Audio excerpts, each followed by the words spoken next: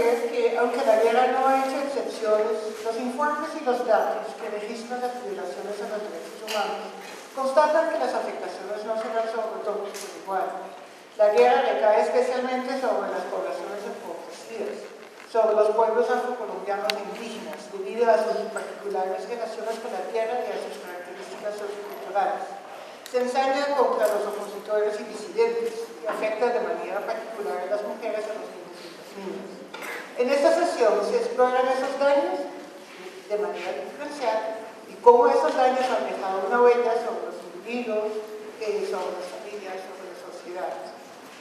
Daños cuyo impacto diferencial no solo se debe a las características específicas y desproporcionadas, impacto diferencial y desproporcionado, no se debe solo a las características específicas de esos sectores poblacionales, sino a las discriminaciones históricas que han interactuado con el conflicto armado, que han sido exacerbadas, que han sido como uno de los engranajes de la guerra, han sido utilizados por los actores armados. Entonces, como dijo Marta ya, las desigualdades entre géneros, las desigualdades entre los sectores de la población frente a los grupos de los pueblos étnicos han producido no solamente repertorios de violencia y no solo esos daños diferenciados, sino también formas de resistencia. En la mesa contamos ahorita con dos expositores. Desafortunadamente María Emma Wills no podría asistir y tenemos en la mesa Nancy Prada, que nos va a hablar de los daños diferenciados de género. Ella es filósofa de la Universidad Nacional de Colombia, especialista en estudios culturales y magistra en estudios de género de la misma institución. Además, es magistra en género, identidad y ciudadanía de la Universidad de Cádiz. Desde el año 2003 se desempeña como docente en la Universidad Nacional de Colombia. Sus líneas de investigación han sido identidades de género, sexualidades, biopolítica y memoria. Actualmente, Nancy es asesora en el Centro Nacional de Memoria Histórica en temas de enfoque diferencial. Tenemos en la mesa también a Patrick Morales, antropólogo de la Universidad Nacional de Colombia y doctor en antropología social de la Escuela de Altos Estudios en Ciencias Sociales de París. Sus investigaciones han girado en torno a las problemáticas de la memoria y las nuevas etnicidades en Colombia. Ha desarrollado diferentes proyectos relacionados con la apropiación de medios audiovisuales por parte de las comunidades indígenas del país. Desde que inició sus estudios universitarios, el trabajo del antropólogo Patrick Morales se ha concentrado en Atanques, capital del resguardo indígena Carcuamo, y en las diversas transformaciones que han acontecido en las comunidades de la Sierra Nevada de Santa Marta en los últimos años. Patrick va a hablarnos de el enfoque diferencial étnico, los daños étnicos, y va a ser el primer expositor de esta mañana. Bueno, buenos días para todos, para todas. Muchas gracias a Marta Rubio también por la invitación. Esta cátedra está un poco más centrada en el tema del Basta Ya. Yo voy a referirme un poco más también a lo que estamos haciendo desde el Centro Nacional de Memoria Histórica en la perspectiva de la construcción de la estrategia de enfoque étnico aquí en el Centro de Memoria. También en la medida en que, como ustedes lo saben, el Basta Ya abordó de manera tangencial el tema étnico.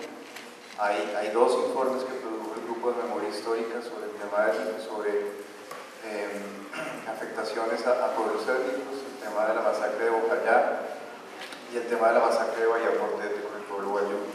Sin embargo, el Basta Ya, pues, si bien hace unos análisis en términos de enfoque diferencial, no profundizó tanto como, por ejemplo, en el tema de género.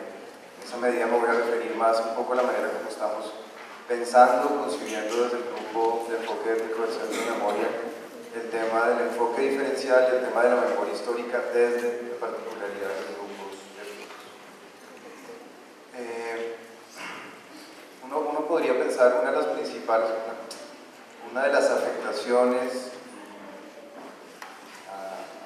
afectaciones que produjo la masacre de Bojayá, pensando precisamente en esta masacre que está reseñada también en el Bastallá, fue sin duda un hecho que nos permite empezar a abordar el tema diferencial. Las personas, los familiares que perdieron seres queridos en la masacre de Bojayá, uno de los dolores que tuvieron, más allá de todo el dolor, digamos, acumulado de esta masacre, es que no pudieron enterrar a sus muertos según las costumbres propias de la gente del medio atrato. Es decir, no lograron hacer el tiempo de velorio para que, por ejemplo, en el caso de los niños y niñas que fueron afectados en esta masacre, lograran, según las tradiciones culturales del medio atrato, un tiempo de oración para que ellos pues, se convirtieran en ángeles y subieran al cielo, según la tradición de alabados, guardias y levantamiento de tumbas que hay allá.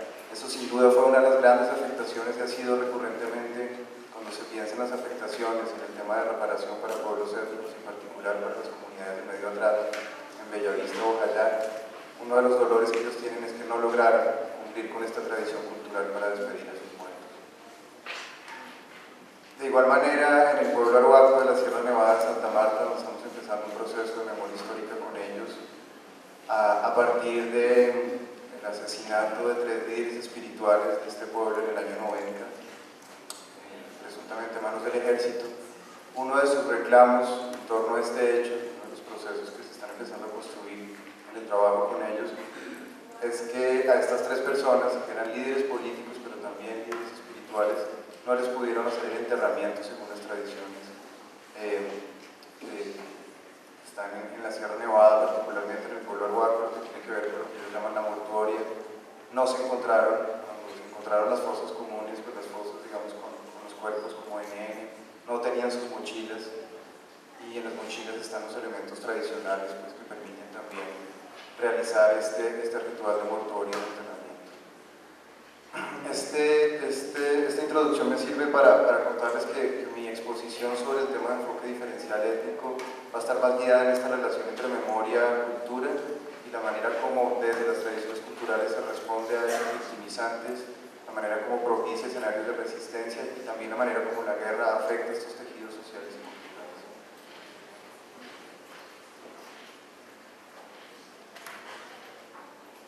Quería como comenzar con algunos datos muy básicos de las realidades que muchos de ustedes probablemente ya conocen, me parecen datos importantes. Nosotros en el Centro de Memoria, este grupo de enfoque diferencial étnico tiene la tarea de atender, digamos, a 3 grupos poblacionales en este aspecto étnico. Por un lado los pueblos indígenas, por otro lado los pueblos afrodescendientes, raizales y palenqueros, y por otro lado los pueblos romos gitanos de Colombia. Como ven, la responsabilidad que tenemos en el Centro de Memoria para atender los procesos de reconstrucción de memoria en estos pueblos. Bueno, en Colombia ustedes saben que hay 102 pueblos indígenas, se calcula que hay 710 resguardos, se sabe que hay 710 resguardos, bueno, cada vez se están creando resguardos, la cifra va cambiando, pero hay 710 resguardos aproximadamente. Y estos pueblos, que responden al 2% de la población total, tienen el 30% del territorio del país. En términos de hectáreas. Esta cifra parece, digamos, interesante en términos de que una población, como los pueblos indígenas, con el 2%, tengan el 30% del territorio en Colombia. Y en ciertas coyunturas políticas, como en el momento en que estuvo el presidente Uribe también, se utilizó como un argumento para decir, como para interpelar las reivindicaciones políticas de los pueblos indígenas por más territorio, digamos. Un poco en palabras del expresidente Uribe, los indígenas son terratenientes de este país, el 30%. Luego, si uno va a ver las cifras de este 30% de hectáreas, realmente lo que se sabe es que solo son 30 millones de hectáreas, digamos, solo el 10% son tierras cultivables que permiten, digamos, un sustento de las poblaciones indígenas. La mayoría de este territorio está en la Amazonía, por ejemplo, o en zonas de páramo o en zonas de reserva natural que no permiten a los pueblos indígenas un sustento, una relación con estas tierras que puedan ser explotadas. Obviamente, la mayoría de estos territorios coinciden con corredores estratégicos de la guerra, de los actores armados legales e ilegales, y se ubican muchos también en zonas de frontera por donde circulan están las rutas del narcotráfico y digamos, la ubicación de los pueblos indígenas, de los territorios de los pueblos indígenas está cruzada con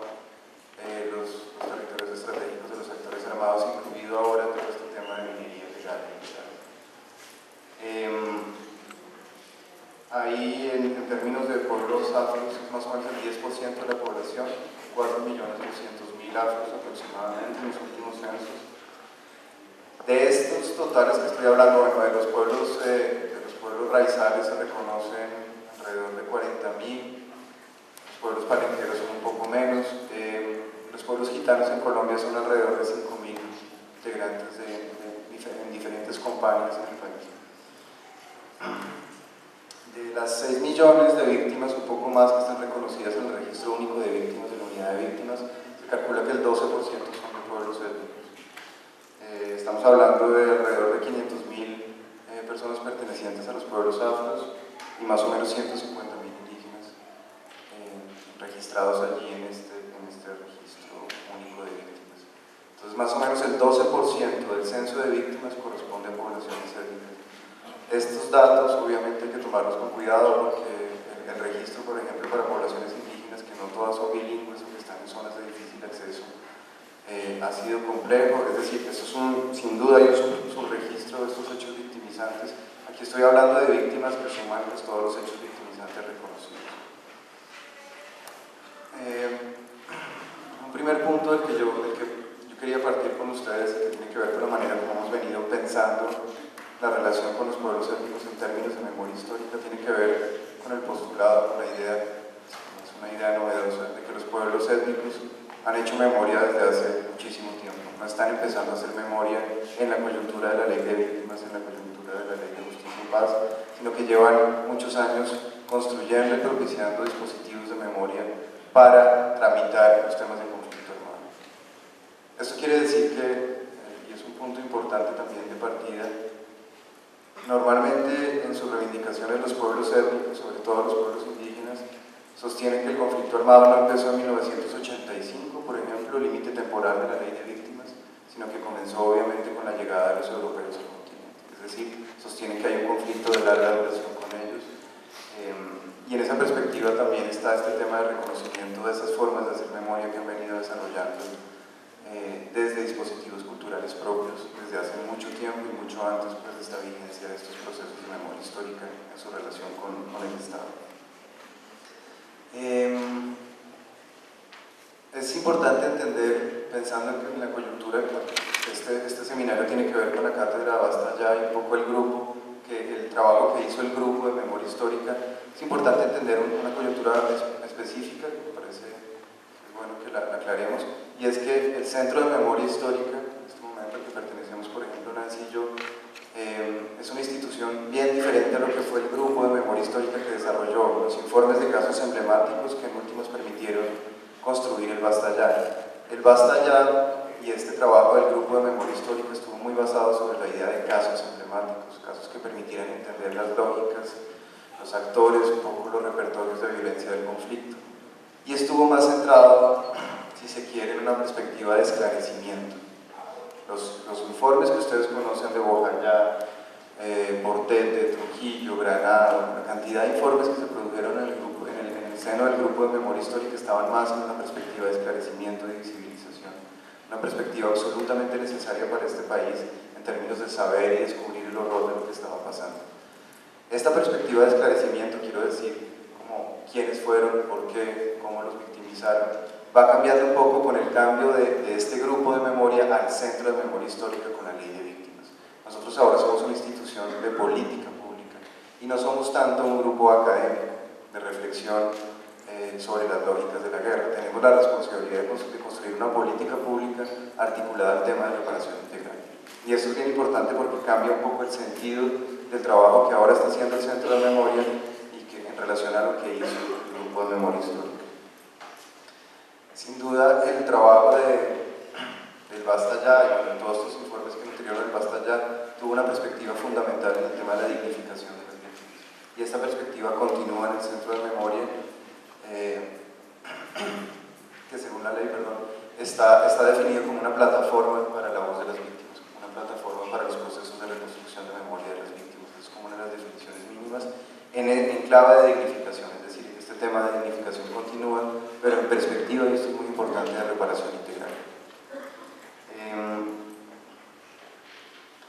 Esta creación del grupo de enfoque diferencial del Centro de Memoria no tiene más de un año y un poco las preguntas son, como lo señalaba Donny, en términos del impacto desproporcionado sobre los grupos étnicos, pero también en la manera diferencial en que se hace memoria desde los grupos étnicos, es decir, la perspectiva diferencial no solamente en el impacto diferencial que tiene el conflicto sobre indígenas, sobre afro, sobre población rom, sino en cómo construimos metodologías para que realmente las memorias, la memoria histórica de estos pueblos se haga desde unos marcos que sean realmente marcos diferenciales y que respeten el tema de la manera como estos pueblos han venido haciendo memoria desde una perspectiva pues ya podríamos decir ancestral o tradicional.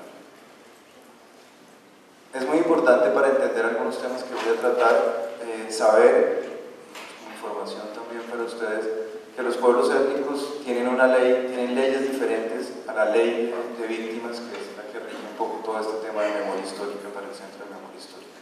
La ley de víctimas, la 1448, es una ley, digamos, general de víctimas que marca, digamos, los caminos de reparación integral, de memoria histórica, que se llama medidas de satisfacción y reparación simbólica. Los pueblos étnicos, por cuenta de la consulta previa, lograron tener 3 decretos con fuerza de ley que son los que orientan los procesos de memoria histórica y reparación en Colombia. El 4633 para pueblos indígenas, el 4634 para pueblos rom y el 4635 para pueblos afrodescendientes. En esa perspectiva, estos decretos ley, que fueron, digamos, pasados por consulta previa, tienen una mirada bien interesante porque fueron hechos por las organizaciones sociales.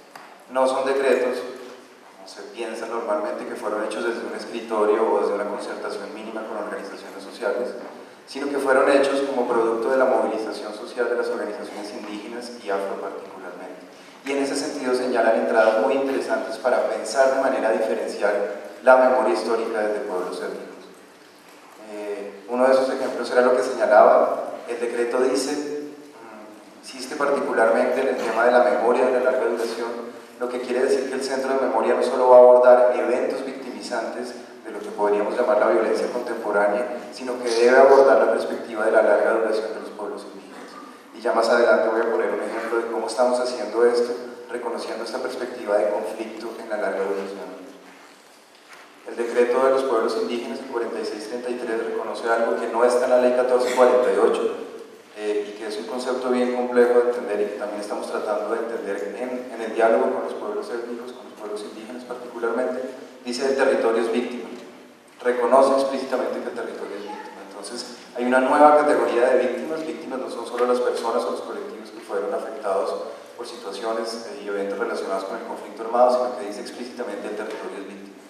¿Qué significa el territorio como víctima? Es uno de los puntos centrales y que yo voy a tratar de ahondar un poco, que es un concepto, como insisto bien, que hay que como alimentar o llenar de contenido. Reconoce algo muy importante en el tema de la movilización social étnica en este país y lo reconoce explícitamente el decreto 4633 y el decreto de los pueblos afro también, que no lo reconoce de manera tan explícita en la ley 1448, y es que hay factores subyacentes al conflicto armado. ¿Qué quiere decir factores subyacentes al conflicto armado? Es que ha habido, digamos, todo un proceso de ausencia estructural del Estado y una serie de modelos económicos que han incidido de manera determinante en la continuidad del conflicto armado y en el impacto desproporcionado de los pueblos étnicos. Factores subyacentes, obviamente estamos pensando, por ejemplo, en la minería a gran escala, en proyectos, digamos, de extracción de minerales, estoy pensando en petróleo, digo, incluso modelo económico a nivel de turismo o de, digamos, el decreto 4633 señala y obliga a pensar la relación entre memoria histórica y estos factores subyacentes al conflicto que son los que han permitido la continuidad de este conflicto de larga duración sobre pueblos indígenas. Finalmente, señala un punto fundamental, la base del trabajo que estamos haciendo desde el Centro de Memoria, y es que los procesos de memoria histórica deben estar orientados sobre 4 principios, que son los principios del movimiento étnico indígena colombiano, los principios de autonomía, identidad y territorio, identidad, autonomía, territorio y pervivencia cultural. Digamos. Son los 4 principios sobre los cuales se debe hacer memoria histórica, en el entendido que hacer memoria histórica debe contribuir a fortalecer estos 4 principios y a fortalecer los tejidos sociales de las comunidades que han sido víctimas del conflicto. Entonces, en esa perspectiva, un poco la construcción de la estrategia de enfoque étnico ha sido también darle más insistencia al proceso de memoria histórica que al producto. Es decir, en el Centro de Memoria Histórica nos interesa más lo que sucede en el momento en que empezamos un proceso de reconstrucción de memoria histórica con las comunidades étnicas, que el producto sea un documental, un informe. Entendemos la memoria histórica como una vía para fortalecer, digamos, las reivindicaciones políticas y el tejido social de las comunidades que han sido afectadas por el conflicto. Reconoce una cosa fundamental que no lo reconoce para los pueblos campesinos o pobladores urbanos, reconoce que hay daños individuales que tienen, digamos, impacto colectivo. Estamos hablando del asesinato de mamos, payés, chamanes, es decir, el decreto reconoce particularmente que hay daños que se producen cuando se victimiza a una persona que es representante de una comunidad en términos espirituales o políticos, y que esos daños, incluidos también los daños al territorio, los daños a la autonomía, como lo señalaba, deben ser proceso de reparación colectiva, tanto en medidas, digamos, concretas, por vía administrativa, si se quiere, como en medidas de reparación simbólica y lo que se llama medidas de satisfacción.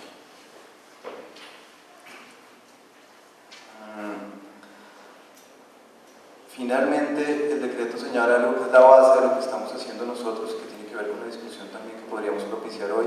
La memoria histórica que se haga con los pueblos étnicos debe respetar y debe partir desde sus métodos propios de transmisión.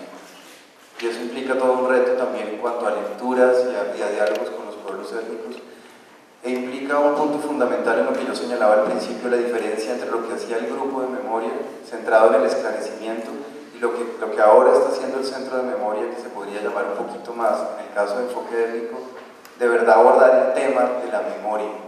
Es decir, cuando abordamos el tema de cómo se ha transmitido la memoria del conflicto armado con los pueblos étnicos y cómo hacemos para partir de esas formas de transmisión y fortalecerlas, estamos abordando más desde la perspectiva de memoria que de esclarecimiento. A nosotros en el grupo de enfoque étnico nos interesa mucho el esclarecimiento, los contextos, las explicaciones de qué y por qué pasó, pero también nos interesa centrarnos en este tema de las formas de transmisión de la memoria, en el entendido de que el Centro de Memoria Histórica es un centro de memoria, no un centro de historiografía de conflictos. Voy rápidamente a hablar del punto fundamental que quería abordar con ustedes, que es la base también de esta construcción de la estrategia de enfoque étnico y de lo que estamos haciendo en este momento más o menos con 10 comunidades étnicas del país, y es el tema de los dispositivos culturales que señalaba al principio. Los dispositivos culturales de memoria son aquellas formas en que los pueblos étnicos han venido desarrollando y construyendo formas de transmisión y construcción de la memoria histórica desde una perspectiva propia y diferencial, si se quiere. Un ejemplo que voy a tratar de sintetizar para comprender esta idea de los dispositivos culturales y cómo lo hemos abordado en la construcción de la política pública, viene de un trabajo de un antropólogo francés, Carlos Severy, que analizó, que es especialista en los cantos chamánicos de los indígenas cuna de Panamá y Colombia. Uno de esos cantos chamánicos se llama el canto del demonio. Y el canto del demonio es un canto que está destinado a curar una particular enfermedad de los indígenas cuna que tiene que ver con la enfermedad de la locura. Un indígena de esta comunidad normalmente puede ser presa de esta enfermedad de la locura cuando empieza a hablar con palabras incoherentes, cuando no le entienden lo que habla.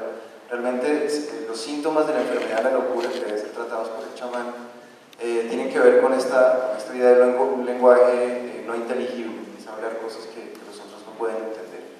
El chamán, entonces, esto hace parte, digamos, de un ritual terapéutico, debe abordar este caso, esta persona que está presa de la enfermedad de la locura, desde el particular, desde el corpus de lo que se llama el canto del demonio, que en realidad son muchos corpus chamánicos y muchos cantos muy complejos, donde hay una particularidad, y a eso me quiero referir. En uno de los momentos de la curación del canto chamánico, el chamán llama a un espíritu auxiliar que finalmente es el espíritu del blanco. El espíritu del blanco llega como uno más de los espíritus auxiliares a darle al chamán herramientas, a proveerle herramientas al chamán para curar esta enfermedad de la locura. Esta enfermedad de la locura entre los cunas está muy asociada con el tema de la memoria del conflicto armado, con el conflicto en general con los blancos. Esta manera de hablar en un lenguaje no inteligible está muy asociada a una memoria dolorosa que tienen los cunas, de una relación muy difícil con los blancos en la época colonial, una relación, digamos, que ha estado marcada por por incluso por episodios de guerra, y la enfermedad de la locura lo que está haciendo es, un poco si se quiere, informar culturalmente esta relación difícil con los blancos a través de esta metáfora pues, del lenguaje que no logran hablar y a través de este espíritu auxiliar del blanco que ayuda finalmente a curar esta enfermedad de la locura. ¿Qué quiero decir con esto? Finalmente el canto del demonio, si quiere, tiene más complejidades antropológicas, es en últimas un dispositivo cultural que está integrando una memoria de la relación con el blanco en la larga duración. Y su forma de curación, su forma de tramitarlo culturalmente es a través, precisamente, del canto chamánico y de la presencia del blanco en las tradiciones, en la tradición cuna. La presencia del blanco en las tradiciones amerindias ha sido detectada en muchos casos, y en muchos casos está integrada a los dispositivos culturales propios. Esto quiere decir que los pueblos indígenas han realizado un esfuerzo de informar culturalmente esta relación difícil con el blanco y este conflicto de larga duración. Este caso, si se quiere un poquito más académico, sirve como entrada metodológica para pensar el tema de los dispositivos culturales, el tema de la manera como los pueblos étnicos, en este caso pueblos indígenas, están tramitando el conflicto a partir de códigos culturales propios y cómo podemos reconocer estos códigos culturales propios para trabajar y fortalecer precisamente estos entramados simbólicos en términos de memoria histórica y su relación con el conflicto armado reciente. Obviamente hay casos mucho más sencillos que el caso Cuna. El caso Cuna, si se quiere, es un caso un poco más de estudio académico, y yo quería precisamente traer a colación ese caso que tiene que ver con un trabajo que estamos desarrollando con los pueblos Huitoto, Bora, Ocaina y Muinane en la Chorrera, Amazonas, con un caso particular, y es el genocidio cauchero que sucedió hace 100 años en la frontera entre Colombia y Perú.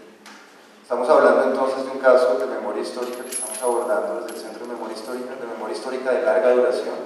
No estamos abordando un caso de conflicto entre guerrilleros, paramilitares, actores del Estado, sino estamos abordando un caso de memoria histórica que es un caso emblemático en la zona del Amazonas y que ocurrió hace más o menos unos 100 años. La solicitud de la comunidad Huitoto, Bora, Ocaina, fue que iniciáramos un proceso con ellos de memoria histórica del genocidio cauchero. Ya en principio aplicando esta idea de la larga duración en la memoria histórica. Cuando fuimos allá a la Chorrera, digamos, a conversar y a concertar con los pueblos indígenas cómo se iba a hacer esto, nos encontramos con que el conflicto, esta memoria de este conflicto con los caucheros ya estaba codificada culturalmente con una imagen muy particular, el canasto del terror. Cuando llegamos allí, muchos de los mayores, personas pues como autoridades tradicionales de la zona nos dijeron: es que esta memoria no la podemos hacer porque esta memoria está enterrada en el canasto del terror. Nosotros dijimos, bueno, pero aquí hubo un llamado al centro de memoria. Claro, eran más los jóvenes y las autoridades políticas jóvenes quienes querían empezar este proceso de memoria histórica del genocidio cauchero, pero para los mayores y las autoridades tradicionales esta era una memoria prohibida, digamos, una memoria de la cual no se podía hablar. Y estaba codificada en esta idea del canasto del terror, por oposición a lo que ellos llaman hoy el canasto de la abundancia, que es su plan de vida como pueblos étnicos, digamos el plan de vida actual. Este ejemplo habla un poquito sobre este tema de dispositivos culturales y la manera como deben ser abordados metodológicamente en la construcción de la política pública. Finalmente hubo un acuerdo con las autoridades en que era importante hablar del genocidio cauchero, que la sociedad tenía que conocer este genocidio que causó más de 40.000 o 50.000 muertos. Son cifras que no se conocen muy bien en la zona de lo que hoy es el predio Putumayo. Y se llegó a un acuerdo que se iba a trabajar con ellos, pero de una manera muy particular. En primer lugar, esto es una base del trabajo que hace el Centro de Memoria con Poblaciones Étnicas. Nosotros trabajamos solamente con investigadores locales, es decir, no estamos contratando fundaciones, ONGs o antropólogos, nosotros que hagan el trabajo, sino que se parte de la investigación local, desde grupos de investigación local, y cada uno de estos grupos de investigación local, en el caso de la Chorrera particularmente, tiene, en este momento se está desarrollando el proyecto, un mayor, una autoridad tradicional, que lo que hace es conjurar los peligros de empezar a desenterrar las huellas de la cauchería en el predio Putumayo. La perspectiva particular de este proyecto tiene que ver con la resistencia de los pueblos indígenas de esta zona al genocidio cauchero, porque normalmente se entiende, se asume que el genocidio cauchero actuó sobre sujetos que no propiciaron, que no produjeron estrategias de resistencia. Hemos descubierto, y ellos están profundizando en esto, que hubo profundas y muy complejas estrategias de resistencia a la presencia de los caucheros en el predio Putumayo. Digamos que hay una producción académica muy grande sobre el genocidio cauchero, pero esta producción académica de antropólogos no registra tanto este tema de la resistencia. Entonces estamos trabajando desde esta perspectiva compleja del canasto del terror y trabajando con el cuidado necesario desde los dispositivos culturales para no propiciar más problemas y no revictimizar comunidades que podrían verse afectadas por un trabajo de memoria que no se haga de la manera adecuada. ¿Por qué el canasto del terror? Esto no es una metáfora, el canasto del terror no es una metáfora, es un dispositivo cultural. Y tiene que ver, nosotros nos lo preguntábamos mucho, tiene que ver con que en la época de la cauchería, tiene que ver también con esto. Muchos pueblos indígenas también se aliaron con los caucheros. En ese momento eran clanes, en este momento ya son pueblos, Huitoto, Bora, Ocaina. Algunos de estos clanes, particularmente del pueblo Huitoto, se aliaron con los caucheros y fueron los que permitieron también que los caucheros tuvieran ese impacto tan grande en la zona del predio Putumayo. De hecho, lo que hicieron los caucheros fue entender que allá había guerras claniles y como polarizar esas guerras y poder entrar de una cierta manera. El canasto del terror es una figura que han producido las autoridades tradicionales porque saben que destapar la memoria de la cauchería puede destapar el recuerdo de esta colaboración de pueblos indígenas que fueron determinantes en este proceso y puede destapar guerras, digamos. Al contrario de lo que se cree en los pueblos amazónicos o pueblos guerreros. Y el hecho de destapar esta memoria dolorosa de la cauchería, donde hubo alianzas complejas, puede destapar una guerra también, digamos, puede propiciar un conflicto entre pueblos indígenas que ahora están trabajando juntos en el plan de vida del Amazonas. Esto tiene que ver con esta perspectiva de los dispositivos culturales y cómo hay que tomarlos en serio y tomarlos en cuenta para abordar los procesos de memoria histórica. En La Maloca ellos reiteran, este proceso de memoria histórica no es para generar venganza, y no están hablando de la venganza de ellos contra los blancos, están hablando de la venganza de ellos contra los otros clanes y los otros pueblos. Y son reiteradas y largas, digamos, las conversaciones en La Maloca, donde se dice esto es para generar, digamos, para pasar del canasto del terror al canasto de la abundancia. Y el tema de la venganza aparece allí como circulando de manera muy particular y tiene que ver entonces un poco con esta idea de ese dispositivo cultural del canasto del terror que nos permite entender cómo abordar de manera diferencial un proceso de memoria histórica, por ejemplo, con los pueblos del Amazonas.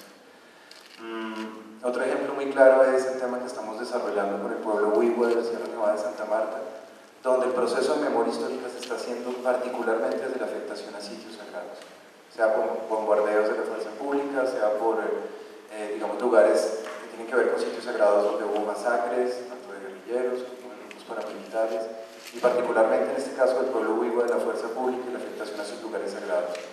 La red de lugares sagrados que tienen los pueblos indígenas de la Sierra Nevada de Santa Marta es un dispositivo de memoria y permite entender particularmente también esta idea del territorio como víctima. Entonces la entrada, por ejemplo, para abordar memoria histórica con los pueblos de la Sierra no puede ser a través de un relato, no puede ser a través, digamos, de una serie de entrevistas, sino que se hace a través de la cartografía sagrada que ha sido afectada por el conflicto armado, esta red de sitios sagrados, y permite adicionalmente, con esta idea de investigación local, que los jóvenes que no conocen de sitios sagrados, en el proceso de reconstruir la memoria del conflicto armado, a través de esta geografía sagrada, vayan aprendiendo y reaprendiendo conocimientos tradicionales que se han ido perdiendo en la comunidad Huigua. Es un proceso de memoria, pero a la vez un proceso de fortalecimiento cultural.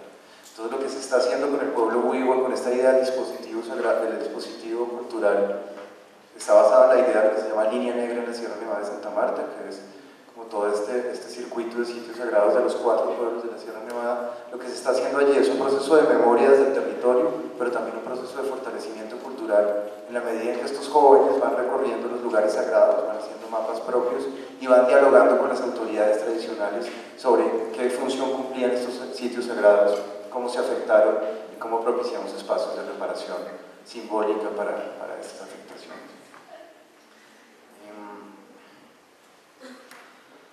Un caso, rápidamente lo señalo, un caso rápido, tal vez para no estar solo en los pueblos indígenas, tiene que ver con los alabados del medio trato.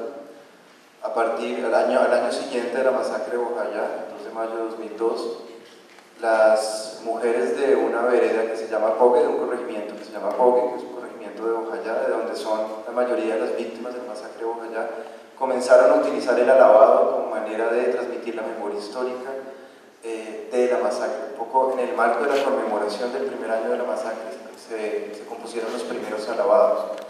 Ustedes saben, los alabados son dispositivos culturales pensados más para temas de enterramiento y ritos funerarios. En este caso, los pobladores, las pobladoras, las mujeres de Bogue utilizaron el alabado como una forma de memoria histórica, de reivindicación política en términos de conmemoración, y han venido produciendo en estos últimos 13 años que han pasado desde la masacre de Bojayá un alabado cada año, un alabado que recuerda la masacre de Bojayá y que permite circular esta memoria en términos políticos y en términos culturales. Esto es claramente un dispositivo cultural que se instrumentaliza en términos de memoria histórica. Y lo que estamos haciendo como centro de memoria con las mujeres de Bogue es apoyando esta continuidad del alabado como expresión cultural y como tradición cultural. No solamente hacer un CD de los 13 alabados de Bojayá, sino ver de qué manera como centro de memoria podemos fortalecer el proceso de transmisión de memoria, de transmisión del alabado como dispositivo cultural. Todos estos temas son muy interesantes, pero desde el centro de memoria también uno los tiene que pensar en términos de reparación. Es decir, estos procesos de memoria histórica producen dinámicas de fortalecimiento cultural, producen elementos muy interesantes de reflexión con las comunidades, desde las comunidades, disputas de memoria, pero esto hay que también pensarlo en términos de reparación. Con eso ya quería como ir casi cerrando, bueno, unos 10 minutos. Cuando uno, por ejemplo, le pregunta, hay un tema adicional que quería aquí poner en la mesa, tiene que ver con el tema de la traducción cultural, si se quiere, y de la traducción en sentido literal. Cuando uno le pregunta en general a los pueblos indígenas que son hablantes de lenguas nativas, las traducciones de nociones tan básicas como reparación o como víctima, ahí empiezan a suceder cosas muy interesantes. La palabra víctima no existe en casi ninguna lengua nativa, y entonces implica todo un proceso de reconfiguración cultural para ellos pensar este tema de la víctima. El tema de reparación, cuando uno les dice, bueno, ¿cómo se traduce Guayunaiki en reparación? No aparecen conceptos, y esos ejercicios de traducción cultural son muy interesantes. Les pongo un ejemplo muy rápido. En el Guayunaiki, los Guayú, le preguntamos a una persona, a un palabrero, cómo se decía víctima. Él se quedó pensando, nos dijo una palabra en Guayunaiki que yo no recuerdo, no sabría pronunciar, pero cuando le dijimos, bueno, ¿qué quiere decir esta palabra en Guayunaiki? Nos dijo, mire, víctima es si usted y yo y toda una serie de amigos estamos aquí sentados, pero usted tiene un problema con otro clan, entonces usted lo está buscando para matarlo. Si estas personas que lo están buscando para matarlo llegan y matan a las otras personas, pero no lo matan a usted, las otras personas son víctimas. Si lo hubieran matado a usted, usted no es víctima, porque usted tenía un problema con el otro clan. Víctimas en nuestra lengua serían aquellos que no tenían nada que ver con ese problema que usted tenía y que suscitó este hecho. Ese tipo de traducciones son muy interesantes porque nos permiten pensar la complejidad del tema diferencial, si se quiere, que hace parte de lo que queríamos hablar hoy, y la complejidad de este tema de traducciones culturales. Claro, el pueblo guayú es un pueblo también, un pueblo guerrero, un pueblo que está acostumbrado a la guerra entre clanes. Víctima no sería aquel que cayó en el marco de esa guerra de clanes porque esa guerra está codificada culturalmente. Víctima sería el que cayó por casualidad o que estaba con esa persona. Y así uno podría citar una serie de ejercicios muy largos, muy interesantes, en esa traducción de conceptos desde lenguas nativas. Aquí el punto fundamental es también cómo traducimos todos estos esfuerzos de memoria histórica en procesos concretos de reparación y medidas de satisfacción para las víctimas, con una perspectiva central, y es un poco lo que, como el norte del grupo de enfoque étnico. Nosotros entendemos que una vez se acaba el centro de memoria en 7 años, o sea, el centro de memoria tiene una vigencia con la ley de víctimas, nos quedan 7 años de vida como centro de memoria. Lo que va a quedar es el Museo Nacional de la Memoria. Digamos, lo que va a quedar ahí visible es el Museo Nacional de la Memoria. Y muchos de los esfuerzos que estamos haciendo en términos de memoria histórica con los pueblos indígenas, con los pueblos afros, con los pueblos rom, es pensar un poco de qué manera vamos a traducir estos procesos de memoria histórica hacia narrativas que alimenten el Museo Nacional de la Memoria desde una perspectiva diferencial. Con un punto que quería señalar que es importante. Los decretos étnicos reconocen un espacio diferente al Museo Nacional de la Memoria. Normalmente nuestras concertaciones con las organizaciones indígenas, ellos son muy críticos a la idea de museo.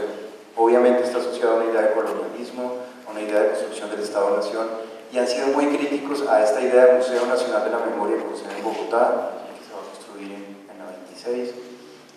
Ellos dicen: no queremos Museo Nacional de la Memoria, no queremos que allí se representen nuestras memorias del conflicto. La ley prevé un espacio fundamental, se llama la ley, los decretos étnicos, que se llaman observatorios de pensamiento. Muchos de los esfuerzos que estamos haciendo en el grupo de enfoque étnico es hacia entender y crear estos observatorios de pensamiento en el futuro, que serán lugares entendidos como lugares de memoria viva, donde se propicien espacios de transmisión entre generaciones, digamos, y que, lo dice la ley, articula también sistemas de archivos. Es decir, para los pueblos étnicos ahí sí se quiere una, no contraparte, como un escenario paralelo al Museo Nacional de la Memoria, que deben ser estos observatorios de pensamiento. El reto es traducir estos esfuerzos que estamos haciendo en construcción de memoria histórica hacia la concreción de los observatorios de pensamiento y hacia la participación activa de los pueblos étnicos en el Museo Nacional de la Memoria, porque ellos no pueden quedar fuera de la narrativa del Museo Nacional de la Memoria en un país que ha visibilizado a las poblaciones étnicas. Entonces ahí hay un reto de traducción en términos pedagógicos, el canasto del terror, los alabados, cómo se transmiten y cómo se expresan y cómo se exponen en un Museo Nacional de la Memoria, cómo se articulan a los observatorios de pensamiento que por ley tenemos que crear como centro de memoria en las diferentes comunidades étnicas y los territorios ancestrales.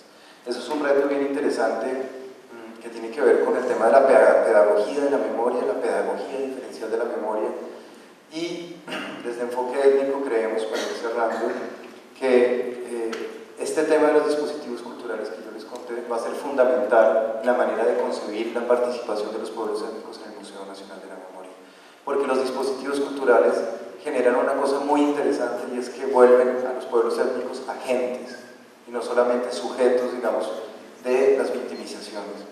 Reconocer y, digamos, construir una entrada a partir de los dispositivos culturales es visibilizar la capacidad de agencia de los pueblos étnicos en la resistencia al conflicto armado, y esta capacidad de agencia creemos que es fundamental expresarla en el Museo Nacional de la Memoria.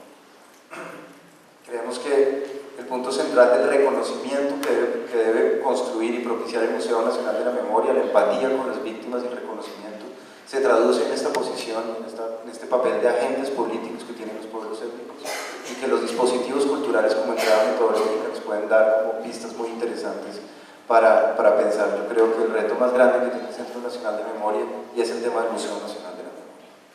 Ese tema, ustedes lo saben, en este momento es objeto de gran polémica en Perú. Los lugares de memoria y los museos de la memoria son complicados, son espacios muy complejos, y muchas de las víctimas quieren ver allí representadas sus voces. ¿Quién va a decidir qué se pone y qué no se pone en el Museo Nacional de la Memoria? ¿Qué se expone allí? ¿Cómo se edita estas memorias del Museo Nacional de la Memoria? Y en particular para los pueblos étnicos, ¿cómo traducir estas experiencias culturales de resistencia y victimización en el museo y en los observatorios de pensamiento? Yo no quiero idealizar el tema de los dispositivos culturales, y con esto cierro. Lo que hemos visto y el bagaje que tiene el grupo de memoria histórica, lo que nos ha enseñado también es que las víctimas no son solamente, digamos, las víctimas no son solo víctimas. En las víctimas hay grises, hay participaciones en el conflicto, hay disputas de memoria. Es decir, esta idea de complejizar las víctimas es bien importante. Quiero decir esto porque no podría caer como en el error de verdad idealizar los dispositivos culturales y la fuerza cultural para tramitar los conflictos. Hay un caso muy particular que tiene que ver con la masacre de Bahía Portete, precisamente, que documentó el grupo de memoria histórica. La masacre de Bahía Portete tuvo una particularidad. Los grupos armados de los paramilitares del bloque norte leyeron muy rápidamente que para la cultura wayú era muy importante el papel de las mujeres. Los wayú, como ustedes saben, tienen un sistema de filiación matrilineal y un papel muy importante de las mujeres allí. Los grupos armados leyeron muy rápidamente esto, y la masacre de Bahía Portete fue una masacre de mujeres, particularmente, como una manera de, obviamente, desarticular el tejido social de esta comunidad. Lo que pasó después de la masacre de Bahía Portete y lo que ha pasado estos años de disputa de memoria sobre la masacre de Bahía Portete y un poco la construcción del camino de reparación de la masacre de Bahía Portete muestra los límites de estos dispositivos culturales. ¿En qué sentido? Uno pensaría que la manera de tramitar culturalmente la masacre de Bahía Portete es a través del sistema normativo wayú. Es el sistema más, para mi modo de ver más interesante, digamos, en términos de tramitar conflictos que existe como en poblaciones étnicas en Colombia. El sistema normativo Bayou es básicamente el sistema del palabrero, es como el palabrero que arregla conflictos, es como, para no extenderme sobre eso, digamos, el palabrero Bayou es la base del sistema normativo Bayou, y el palabrero Bayou es el que arregla los conflictos entre clanes a través de la palabra. Digamos. Ellos están declarados patrimonio inmaterial de la humanidad, es un sistema muy complejo. Y a raíz de la masacre de Bahía Portete se produjeron diferencias entre clanes y familias. Entonces, porque en últimas hubo cierto tipo de participación de agentes locales en la masacre de Bahía Portete y de personas pertenecientes a la cultura guayú. Eso generó una disputa entre familias que uno pensaría que hubiera podido ser arreglada por el sistema normativo guayú y por el palabrero. El problema es que de las personas que murieron en la masacre de Bahía Portete, hay 2 cuerpos que no aparecen, hay 2 desaparecidos. Y el sistema normativo guayú no puede arreglar un problema cuando no hay un cuerpo que enterrar. Es decir, el código cultural no permite entender cómo arreglar un conflicto cuando no hay un cuerpo. No, los palabreros que quisieron arreglar los problemas que se han producido a raíz de la masacre de Bahía Portete entre los mismos guayú no pudieron arreglarlo. No hay manera de que el sistema normativo guayú llegue allí porque no hay cuerpo, es decir, no hay capacidad del código cultural para arreglar este problema, entre otras explicaciones más complejas de llevar, pero culturalmente esta es una de las explicaciones. Y muestra cómo la guerra desarticula y puede poner a prueba y en límite sistemas culturales, cómo estas consecuencias de la guerra son precisamente esta desarticulación de tejidos sociales y simbólicos muy, muy importantes.